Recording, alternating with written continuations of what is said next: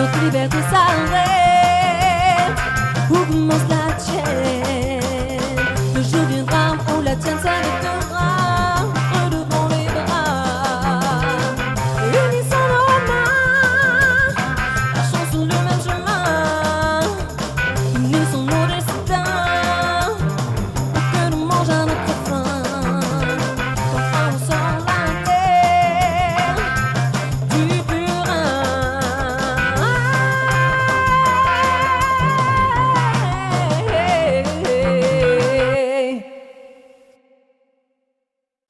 Bonjour tout le monde, bienvenue dans La Vérité de Ben, émission produite par Galaxy 109. Aujourd'hui, nous allons aborder l'émission en commençant par remercier le gouvernement qui, de par sa généreuse contribution en recherche et développement du bordel chez les autres, a réussi à trouver un remède contre la maladie d'Alzheimer. En effet, grâce au laboratoire Biomigrant, cela a eu pour effet de déclencher des cellules de la mémoire des Français et un intérêt profond pour les sans-abri. Je tiens néanmoins à rappeler qu'il est dangereux de dépasser la posologie quotidienne de conneries. Les effets indésirables peuvent amener la peur, le racisme et la débilité. Merci donc aux migrants qui, de par leur venue, déclenchent un processus de compassion envers nos sans-abri. Il était temps. Maintenant, croyez-vous réellement que si la peur de l'inconnu n'était pas là, on s'intéresserait à eux? Je ne le crois pas. Bien sûr, je ne remets pas en cause dans mes propos le nombre important de bénévoles de diverses associations qui viennent en aide à ces pauvres gens, bien sûr que non. Mais là encore, aucun intérêt pour ceux qui gouvernent, le SDF ne vote pas. Où la peur emmènera les gens? Accueilleront-ils un SDF de peur qu'on leur mette un migrant dans le salon? Je demande à voir. Je demande surtout à voir où s'arrêtera cette connerie humaine, quand est-ce que les gens vont se rendre compte de la manipulation journalière que l'on fait contre eux. Vous qui vous insurgez, faites-le pour de vraies causes, et pas pour de fausses croyances insufflées par ceux qui désirent vous garder endormis. La France est passée successivement des sans-culottes aux sans-dents, maintenant aux sans-abri. Ne leur laissons pas dire aux sans-couilles. Bougez-vous le cul!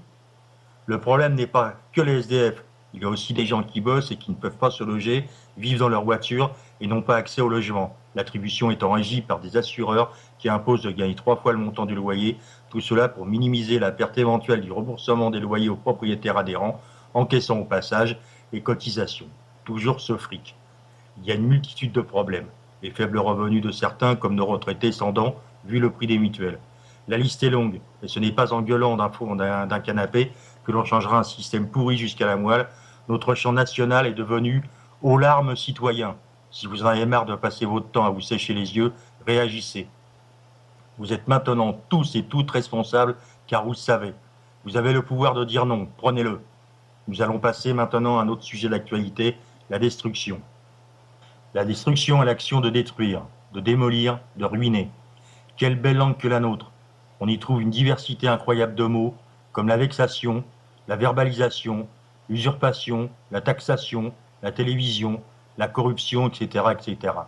Mais aussi des mots que je préfère, comme la vision, l'union, l'élévation, l'émancipation, la révélation, et enfin la libération, liste non exhaustive des deux côtés.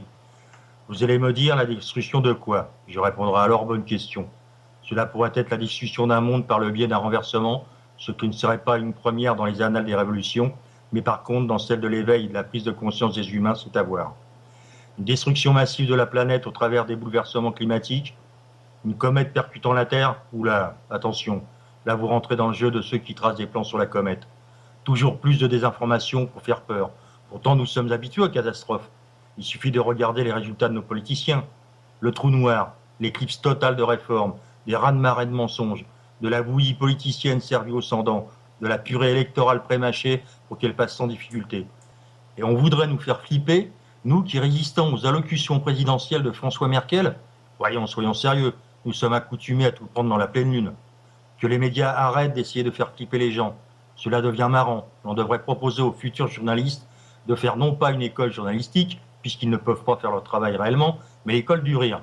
Il faut bien être fort en mathématiques pour être prof de sport, donc pourquoi pas.